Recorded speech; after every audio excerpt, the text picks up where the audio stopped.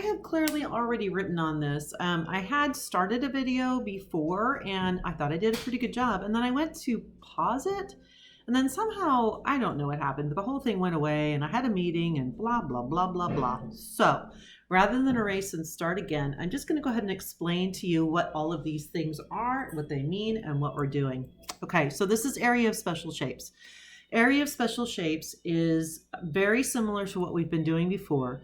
What we need to do is we need to break our shapes up into pieces that we recognize. So when it says here, most special or composite shapes can be decomposed.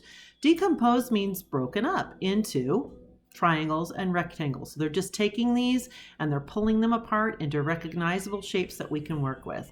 So to find the area of a special shape, you break it into basic shapes. Find the area of each shape. Then the area of each shape will be the sum, the area of the total shape will be the sum, that means to add, of the areas of each individual shape. Okay, so I got as far as number 1, and I was starting on number 2 when I got rudely interrupted by a meeting. I wasn't rude, I just was, anyway, unexpected and yakety yak. Okay, so here is our whole shape. And what I did was to break it into 2 shapes. First, I drew this line here, leaving me with a rectangle and a triangle. This is shape 1. This then became shape 2. So the next thing I did was this. I knew the base. The base was going to be equal to this base. So this base is 10 centimeters, so this base is 10 centimeters. What I didn't know was the height. And to find the height, I took our total height from top to bottom was 12. And I subtracted the piece that I knew. The piece that I knew was the 8 centimeters right over here. So over here we have 12 minus 8, which gave me 4. So 4 is our new height. That's why you see this scribbling here of 4. Okay, that's our new height. So now to figure out the area of this triangle of shape 1, we know it is 1/2 the base times the height. So it was going to be half of the base, which is 10, times 4. So taking half of 10, I get 5. And 5 times 4 is 20. So I wrote my answer there. That is the area of this triangle. Okay, shape 2 is a rectangle. And just like any rectangle, we're going to multiply its length times its width. So its length was 10 and its width is 8. So I'm going to multiply 10 times 8 and I get 80. So taking that, this is the area of our square, I'm adding it to the area of our triangle, and our total area then is 100. So I wrote total is 100 square centimeters. Okay? All right, then I began to work on number 2, and that was as far as I got. So we're good. Okay, so number 2. Number 2 is a quadrilateral and another quadrilateral squished over quadrilateral. Okay? In this case, we know the base and we know the length and the width of the first shape. We do not know the width of the second shape. We know the length is 32, but we have 23 inches as the entire height. So what we're going to do is we're going to take 23 and we're going to subtract 14 from it, okay, to see what is left for our height. Oh, Emma. I'm walking underneath me, pulling my cords apart. All right, so 23 minus 14 gives us 9. Okay, so the height here is 9. Now, you could argue and say, but Mrs. Miller, there's another triangle here and there's one over here. That is true. However, if I take this triangle and I add it over here, what we have is a square. All right, so it doesn't matter how we figured this particular shape out. We need to know the height. That basically gives us the length. I know that's the hypotenuse. I get it. But when we take this half of the triangle, basically what we're working with is this. Here's this height. Here's this entire length. Taking that triangle and flipping it over here allows us to just figure what is the basic area of a quadrilateral. So 4-sided shape, so it's going to be length times width. So pretty much what we have is the area of the first triangle is 32 times 14 And then the area of the second rectangle, say triangle, I meant rectangle, is 32 times 9.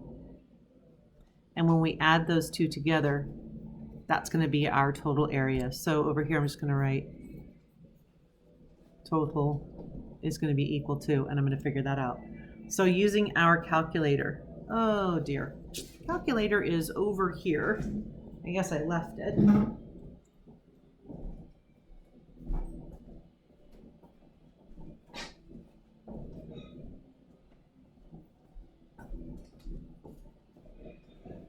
Been walking around places with my phone lately and leaving it in random places, and since that's the only calculator I have right now, that's what I needed to find.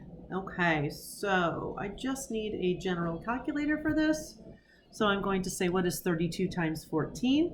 32 times 14 is 448. So for this one we have 448. Wow, that's a bad. Okay, and we have 32 times 9, which is 288. So let's see if I can get that one right, written down. And when we add those two together, we get 736. Just to make sure, yep, we get 736. So our total,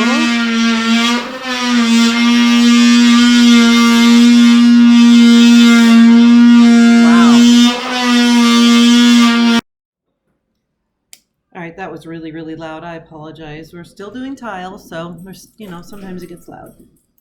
Okay, so here we are. We have the second shape. We're going to do the same thing. We're going to divide this into two shapes we can deal with. So I see a right triangle and a rectangle. So the right triangle is going to go right about here.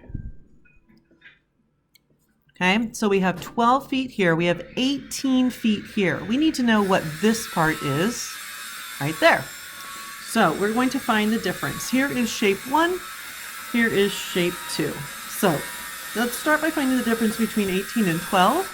So let's do 18 minus 12, which is 6. Okay, so we know this height here is 6 feet. So we have a 6-foot high by 16-foot base for this triangle. So our area here is equal to 1/2 of the base times the height, which in this case is going to be half of 16 times 6. So if we get rid of these two, we are 8. 8 times 6. 6 times 8 is 48. Okay, so this one is 48 square feet. Now let's do this one. This one is length times width. So this one is 16 times 12. Let's get out our calculator for that one. I don't know 16 times 12 off the top of my head. So let's do 16 times 12 equals 192 is what we get. Okay, so we're going to add that. This is 192, okay, to our 48. And we'll get 240. So our total for this one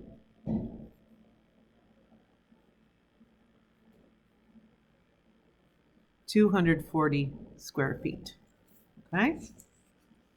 All right, and then let's do number 5. Number 5 is pretty easy. It's just a series of two rectangles. So a rectangle and a square. So here's our square. We know this part is 60. We're going to have to do a little bit of math here. So we know this is 60. We don't know what this is. And honestly, we don't even know what this side is here either. So let's figure out what this side is first. So to do that, we're going to take the whole side that we have, that's 100, minus what they've given us, which is right here, and we get 40. Okay, so this side here is 40. Now this, we have 175 and we have 85. So we have to figure out what's left right here. So let's take 175 and we're going to subtract 85 from it. And that gives us 90. I don't like that.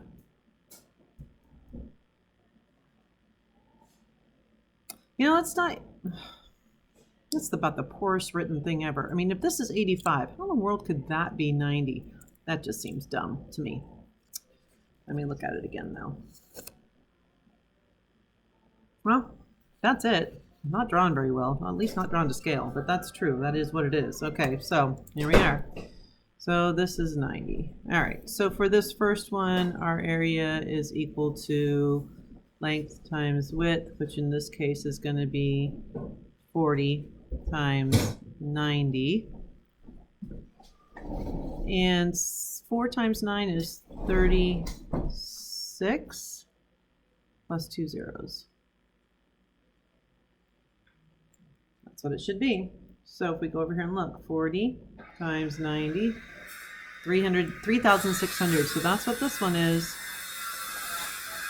Okay, this one then is 100 times 85.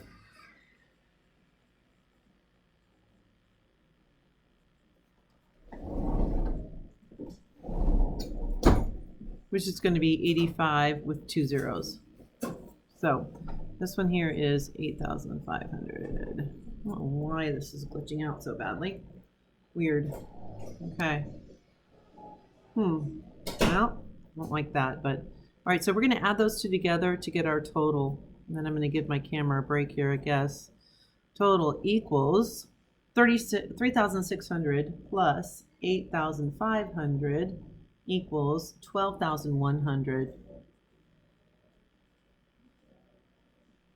square centimeters.